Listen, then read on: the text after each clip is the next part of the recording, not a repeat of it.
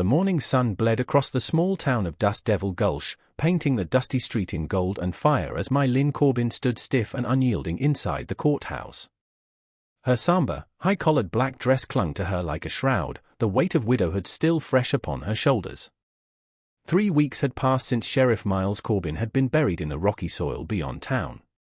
Yet already the townsfolk spoke in hushed, cruel tones of what must come next. Judge Alden Blackwood's gavel cracked against the wood, his stern voice carrying an air of finality. The law is clear, Mrs. Corbin. A woman cannot hold property without a male guardian. Especially not in your circumstances. If you do not remarry, your husband's land reverts to the territory. The words struck like blows. Mylene's gloved hands trembled around her reticule, but she lifted her chin, her gaze defiant. I can manage the ranch myself. The judge's eyes held no pity, only a cold impatience.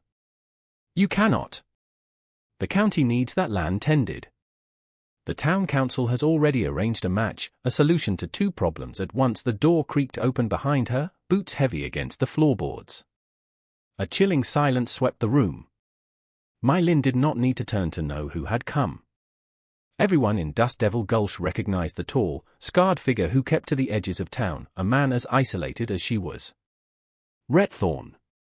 He removed his hat, revealing dark hair that brushed his brow and eyes the color of winter steel. His face bore a thin, white scar running from temple to jaw, a permanent mark of a violent past. He had worked her late husband's land for years, speaking little, his presence a constant, watchful shadow. Now he was to be offered as her salvation or her sentence. Mr. Thorne has agreed to the arrangement, Judge Blackwood said, a hint of a smirk on his lips. With his 40 acres from the sheriff's will, combined with your spread, it makes a certain sense. Mylene turned at last, meeting Rhett's gaze. He stood tall, his expression unreadable, his clothes simple but clean. Canvas trousers, a worn vest, boots that had seen too many miles. There was no flicker of desire or triumph in his eyes, only a quiet acceptance, as though this fate had been thrust upon him the same as her. I do not require a husband, she said, her voice cold and clear. No, Reverend Micah Finch cut in smoothly, his sanctimonious tone raising the hairs on her neck. But the people require decency. A woman alone invites speculation. Already, whispers circle about the sheriff's final ride. This marriage will put such unseemly talk to rest. The room felt suffocating. Mylene longed to flee, but pride held her steady. Tomorrow morning, 10 o'clock, Judge Blackwood declared. The words echoed in her ears. Tomorrow she would become wife to a man she scarcely knew. A man whose silence frightened the town, a man with shadows written into every line of his face. When the session ended, she insisted on speaking to Rhett outside. They walked into the harsh sunlight, stopping by the water trough. His posture was calm, but his eyes studied her with a soldier's alertness. You don't want this, Mylene stated. Neither do you, his voice rasped low, gravel-worn from disuse. Then why agree? I owed your husband.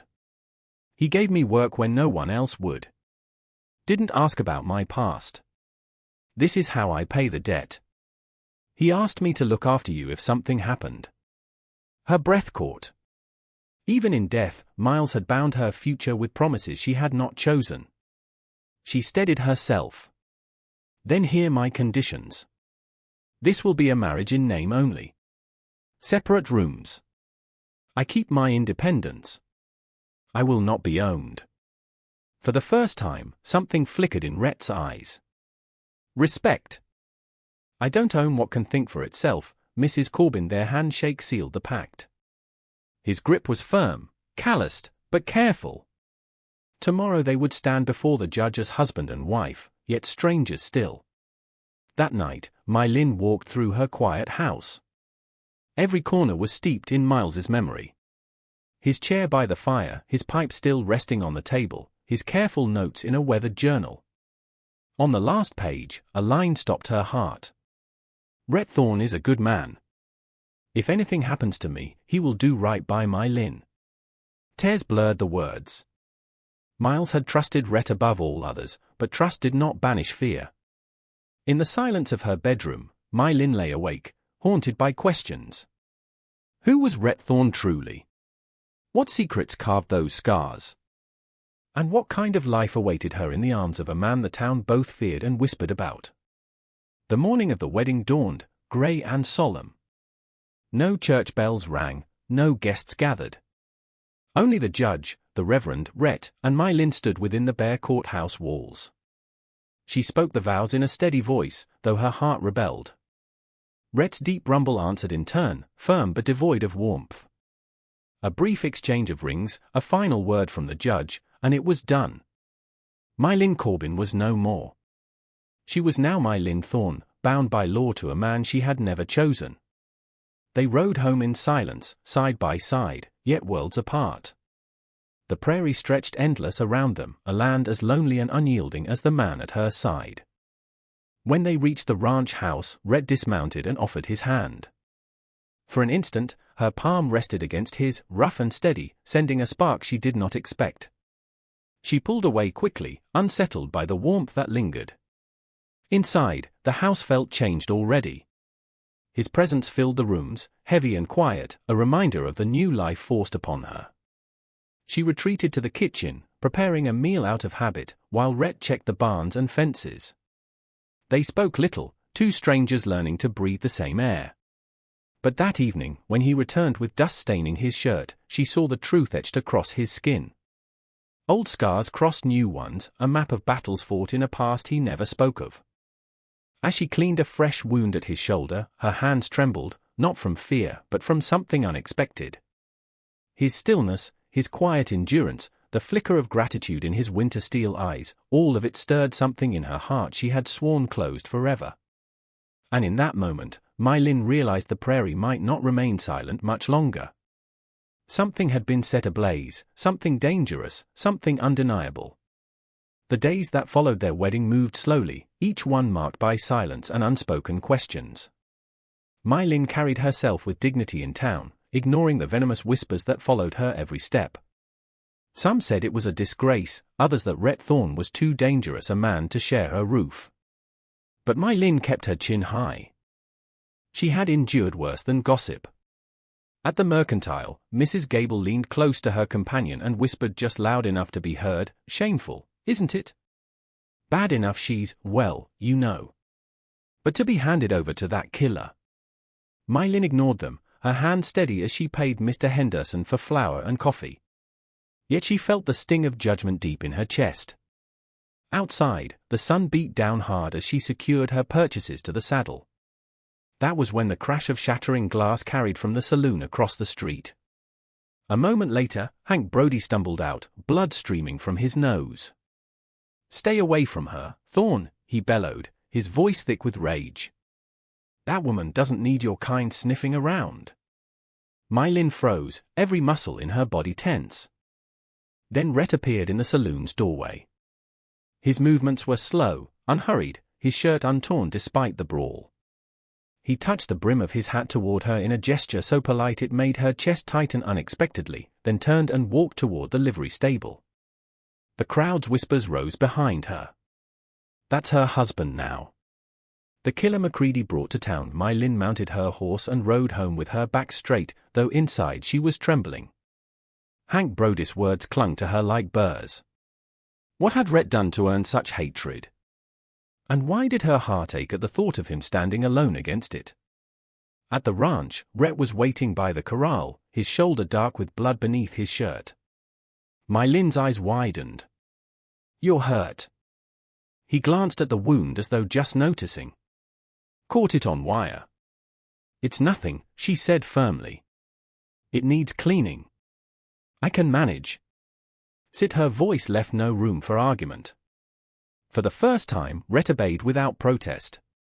My Lin brought water and cloth, forcing herself not to flinch as she unbuttoned his shirt.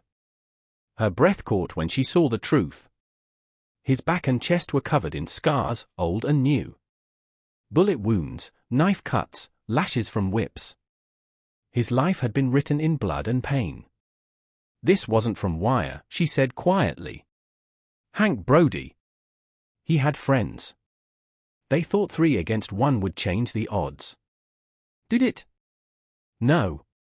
She cleaned the wound, her hands brushing the solid strength of his body, her heart beating too fast. Rhett remained silent, though his jaw tightened with every touch of cloth. When she finished, she stepped back, shaken by the storm of emotion she could not name. Later that night, she found him in Miles's old study, sitting at the desk by lamplight. Numbers filled the page before him: cattle counts, fence repairs, winter supplies. He looked up, startled by her presence. "You missed supper," she said softly, setting a plate down. "I don't." He stopped, then reconsidered. "Thank you. You're planning for winter." Someone needs to. His tone was gentle, almost apologetic.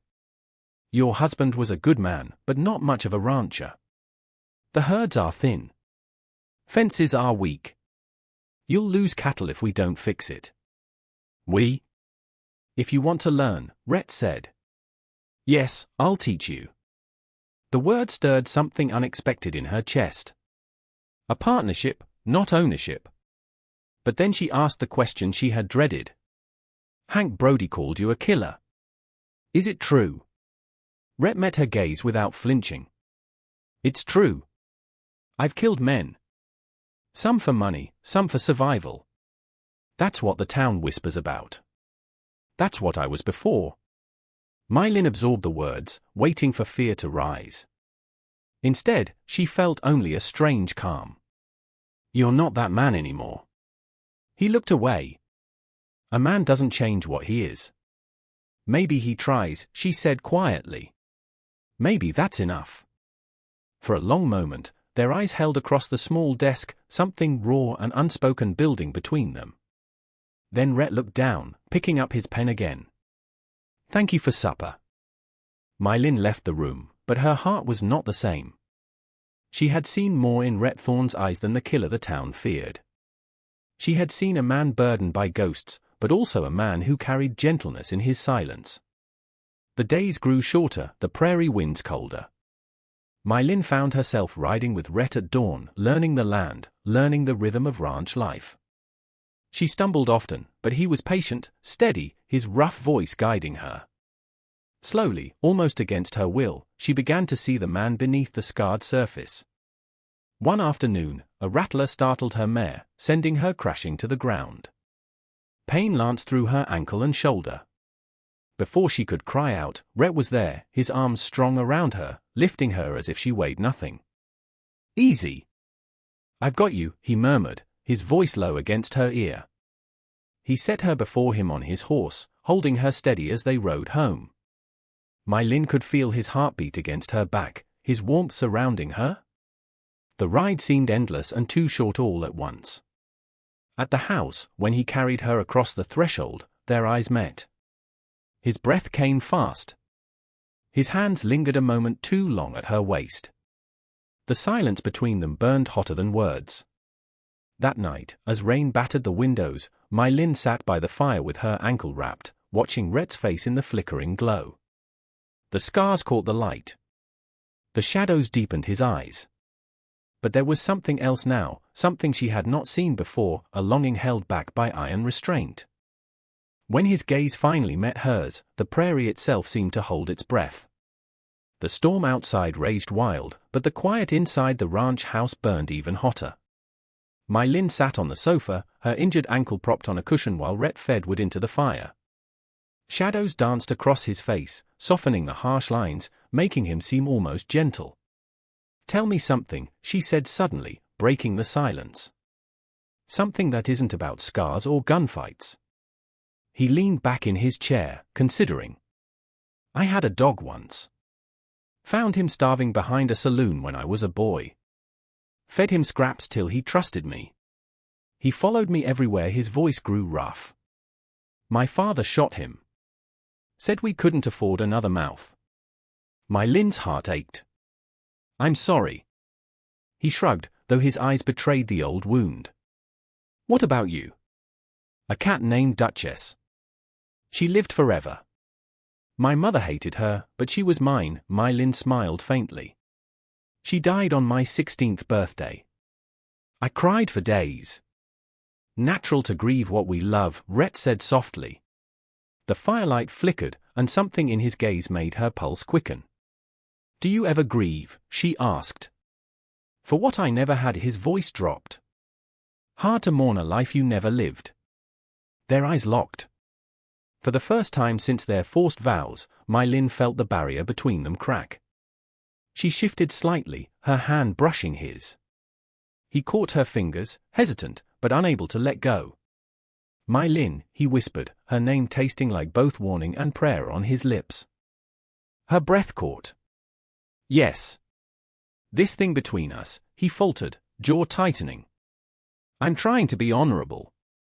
I don't want honorable, she said, her voice trembling. I want honest. Lightning split the sky, thunder rolling after it. The lamp sputtered and died, leaving only the fire to light the room. In the glow, everything felt more intimate, more dangerous. Mylin's hand rose to touch his scar, her thumb tracing the line. Something broke in Rhett. He bent forward, his mouth capturing hers in a kiss that seared hotter than the storm. It was not gentle, not cautious. It was hunger, years of loneliness set ablaze. For a heartbeat, Mylin froze, stunned by the sheer force of it, the raw emotion he had kept locked away. Then, she gasped, clutching at his shirt as his hands framed her face, her body responding to a need she hadn't known she possessed. When he pulled back, breathing ragged, regret flickered in his eyes. I'm sorry. She silenced him with her fingers against his lips. Don't you dare apologize for the first real thing that's happened between us. Her boldness startled him, but it also freed him.